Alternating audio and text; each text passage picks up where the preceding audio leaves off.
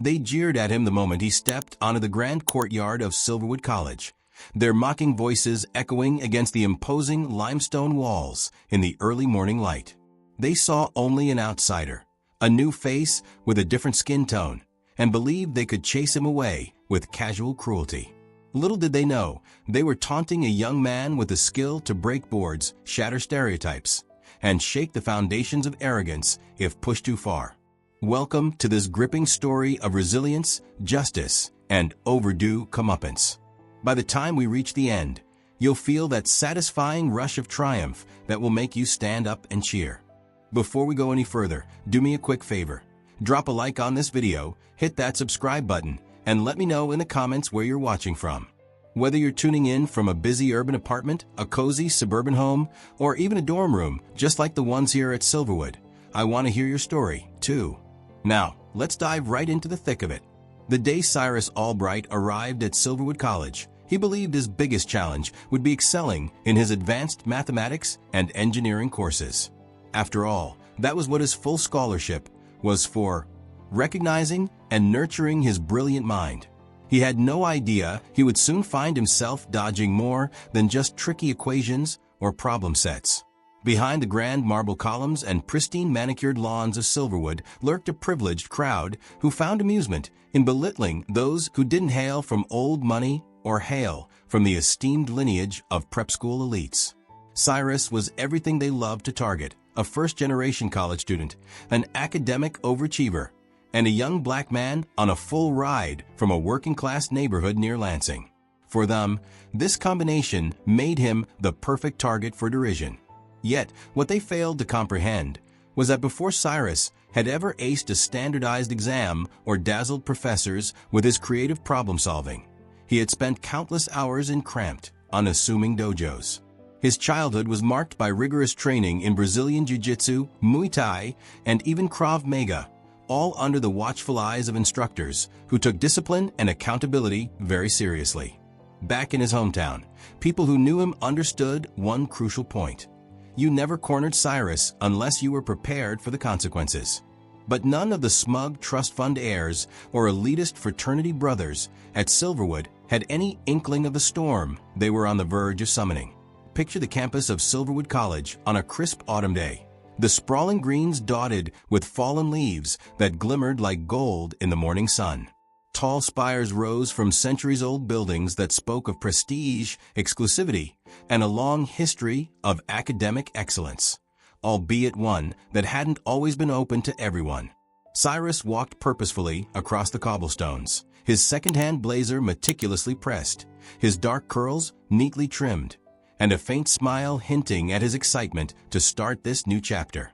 He was hardly 10 steps past the towering statue of the college's founder, Governor Silas Silverwood, when he heard it. "Looks like somebody took a wrong turn," a voice drawled, dripping with condescension.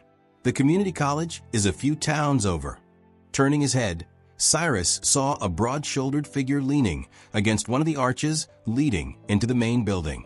Brandon Etheridge. He recognized that face from the orientation materials and campus social media groups. The Etheridge family name was plastered all over the college: Etheridge Library Annex, Etheridge Performing Arts Center, and an Etheridge Scholarship, though not the one Cyrus had. Brandon's posture screamed entitlement, the kind of confidence that comes from generational wealth and a lifetime of being told you're better than everyone else. A flash of anger stirred within Cyrus. He'd seen this brand of casual prejudice before. Remarks that were meant to demean, not necessarily by shouting slurs, but by crafting subtle suggestions that you don't belong. Still, Cyrus forced himself to remain composed. He knew from experience that sometimes the best strategy was to let them believe you're harmless. So he maintained eye contact, offered a tight-lipped smile, and continued walking. The first victory in any conflict is choosing when and how to engage. Moments later, Cyrus entered the lecture hall for his first class, theoretical engineering, with the renowned Professor Alvarez. Rumor had it that her exams were so rigorous that even the top students broke down in tears. Some even joked that her final was the academic equivalent of climbing Everest, without supplemental oxygen. Cyrus found a seat near the front, laptop at the ready, heart hammering with excitement rather than nerves. The professor, a petite woman in her 50s with sharp eyes and a disarming smile, began discussing concepts in quantum mechanics applied to next-generation Hyperloop systems. She drew elaborate diagrams on a digital board, layering math equations that made most students, especially the unprepared, sink into their chairs. When she posed a question about the challenges of frictionless travel, the room fell silent. Not a single hand rose. The hush felt like an eternity. Then Cyrus quietly lifted his hand. In a calm, confident tone, he explained the fundamentals, weaving in concepts from fluid dynamics and magnetic field theory. A hush settled over the lecture hall as heads turned. Here was a freshman brand new to campus, casually dissecting a problem that stumped upperclassmen. In the back row, Brandon Etheridge slouched with his arms crossed, an incredulous frown darkening his face. He muttered something to his friend, Tristan Lowry, another self-proclaimed campus VIP, and they exchanged knowing smirks. But neither of them uttered a single word in class that day, especially not after seeing the approving nod Professor Alvarez gave Cyrus. As Cyrus packed up his belongings after class, a wave of adrenaline coursed through him. He didn't want to draw undue attention, but it was impossible not to feel a bit proud. Growing up, he'd poured hours into study sessions at local libraries, balancing them with his rigorous martial arts routines. Every weekend, he'd practice grappling in a sweaty dojo and then rush home to finish his homework. If his classmates thought they could outwork him, they were in for a wake-up call. Yet, the moment he stepped into the corridor, he felt a hand clamp down on his shoulder. Spinning around, he found himself face to face with Brandon, his lips twisted in a mocking grin. "Not bad," Brandon said, in a tone that suggested anything but a compliment. "You're really aiming to stand out, aren't you?" Cyrus relaxed his shoulders, an old technique he'd learned to keep calm. "I'm just answering questions, same as anyone." Brandon laughed under his breath. "Right. Same as everyone else. That's precious. Just understand one thing. Silverwood has traditions, and part of that tradition is knowing your place. You got that, scholarship kid." Cyrus felt his heart rate spike, but he also recalled his mother's guiding words. "You don't have to throw a punch to prove you're strong." So instead of responding with bravado, he gave a measured nod, letting the silence linger. Meanwhile, Tristan sidled up, wearing an equally smug expression. After a few moments of tense standoff, Brandon and Tristan ambled away, chuckling as if they'd already asserted dominance. Cyrus stood still, fists clenched at his sides, and made a decision. He would gather evidence of every taunt, every threat, every instance of harassment. If they were going to push him, he would push back in a way that exposed them for who they truly were. He was about to leave the building when a voice called out from behind. "Hey, you good?" Turning around, Cyrus found Dana Moretti, a sophomore journalism major whose presence was small in stature but big in determination. She held up her phone, subtly indicating she'd been recording. "Looked like something was about to go down," she remarked. Cyrus hesitated, measuring his words. "They're just trying to intimidate me, I guess." Dana rolled her eyes. "Brandon and Tristan have been pulling this garbage for years. I've been writing articles for the campus paper, the Silverwood Chronicle, about bullying and hazing. Not that the admin wants it out in the open, but I'm determined to shine a light on it." Her directness impressed Cyrus. He nodded. "Yeah. Well, if you need material, I might have some for you soon." She grinned, tucking her phone into her jacket. "You have no idea how many stories get swept under the rug. But keep me posted. I can't promise front-page coverage yet, but trust me, everything helps. People deserve to know what's really happening." The two exchanged numbers, and as Dana walked away, Cyrus felt a surge of hope. Maybe he wasn't as alone as he had feared. If bullies like Brandon thrived in secrecy, then the best weapon Cyrus had beyond fists and feet was the truth made public. That evening, Cyrus retreated to the college's crown jewel, the massive Arcadia Hall Library, an architectural wonder brimming with floor-to-ceiling shelves of texts both ancient and cutting-edge. Late afternoon sunlight poured through stained glass windows, bathing the reading desks in rainbow patterns.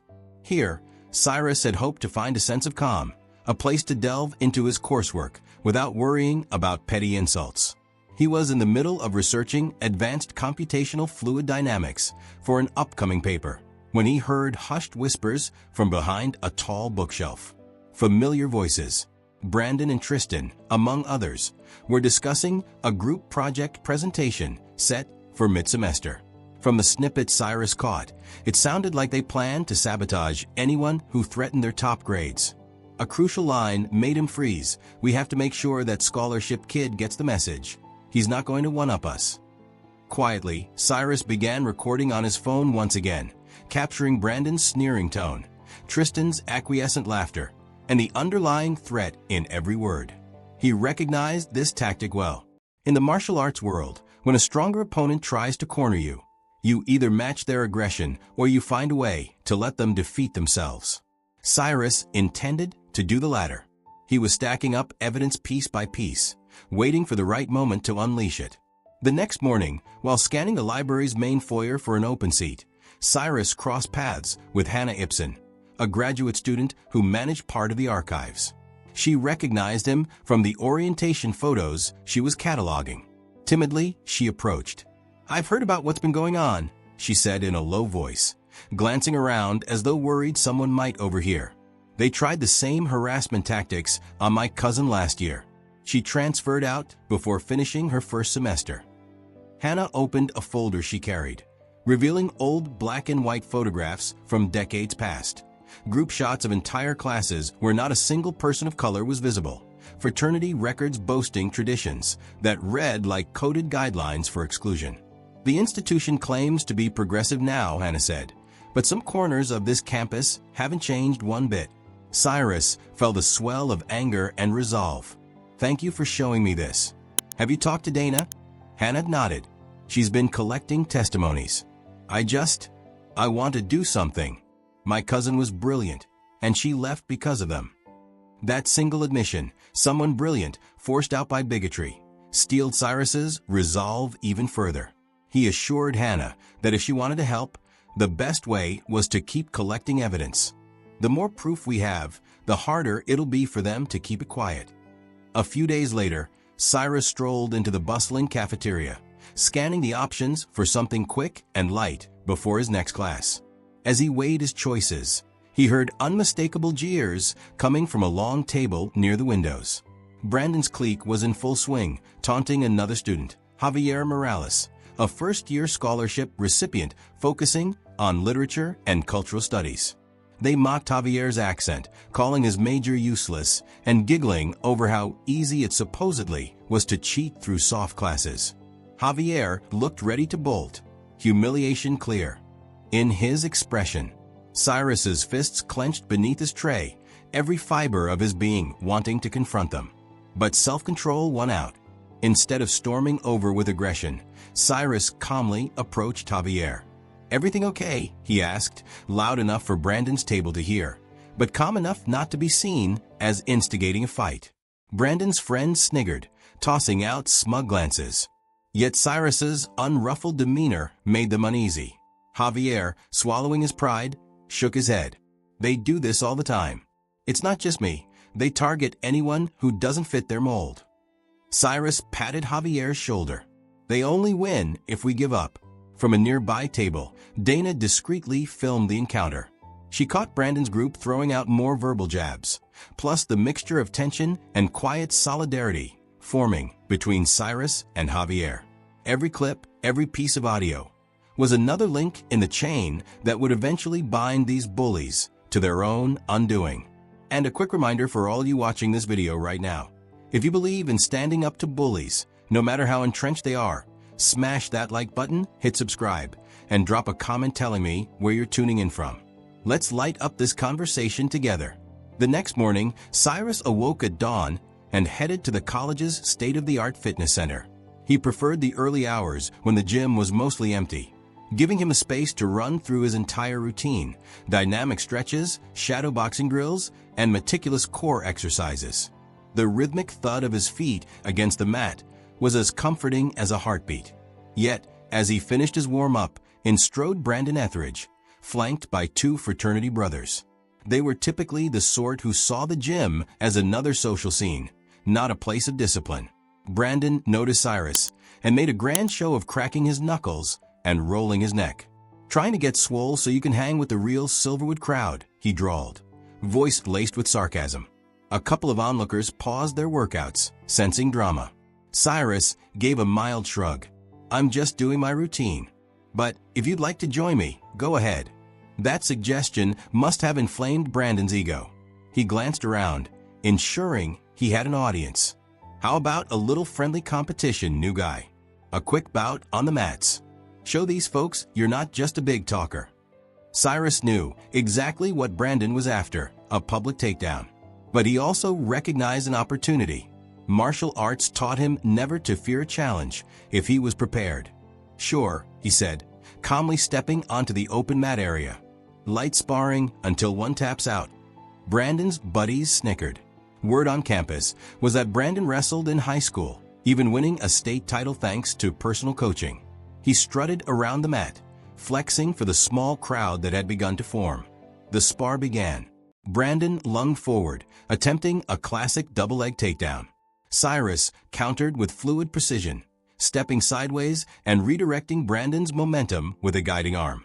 Before Brandon knew it, his feet were swept out from under him, and Cyrus pinned him with a jiu-jitsu hold that left the older boy flailing. All of this occurred in under 10 seconds. A wave of shock rippled through the onlookers. Phones whipped out, capturing Brandon's defeat from multiple angles. Face flushed crimson, he slapped the mat in submission. Cyrus let go instantly, taking a step back to offer a hand up. Brandon refused it, scrambling to his feet with a scowl. The humiliation was etched clearly on his face. Cyrus left the mat without a victory pose. He knew that a humiliated bully was a dangerous one, and that Brandon's resentment would escalate. Still, the seed was planted. You don't mess with Cyrus Albright without consequences. The following week, theoretical engineering class announced its midterm project pairings, a time-honored tradition at Silverwood meant to foster unexpected partnerships. Students collectively held their breath when Professor Alvarez revealed the results. A sharp intake of air swept the room as Cyrus and Brandon were named partners. Professor Alvarez, seemingly aware of the undercurrent of tension, offered a polite smile. "Remember, this project is worth 40% of your overall grade. Collaboration is the key to success." Brandon shot Cyrus a look of pure hostility. Once class dismissed, he cornered him by the lecture hall doors. "You humiliated me in the gym. Don't think for a second I'm letting you ruin my academic record too." Cyrus crossed his arms. "Look, if we both want good grades, we have to work together." "Spare me," Brandon snarled. "One call from my father, and you'll be out on your butt. That scholarship won't mean a thing if the dean finds a problem with your record." Rather than argue, Cyrus calmly opened a folder on his phone.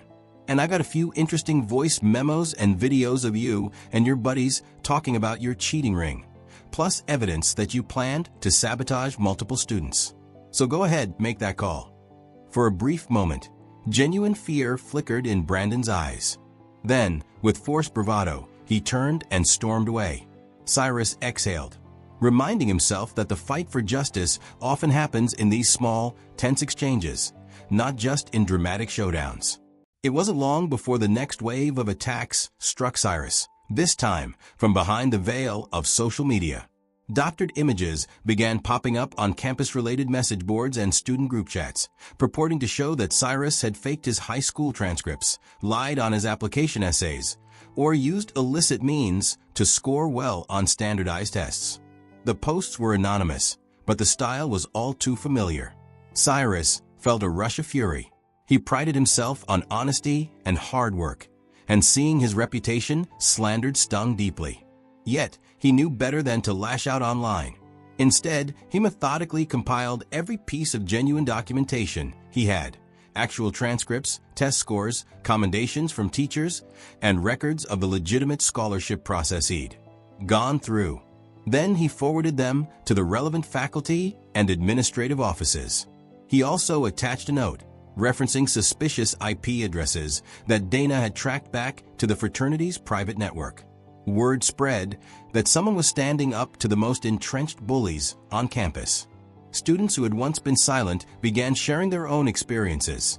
Some had also been targeted, labeled as undeserving, and ridiculed in group chats.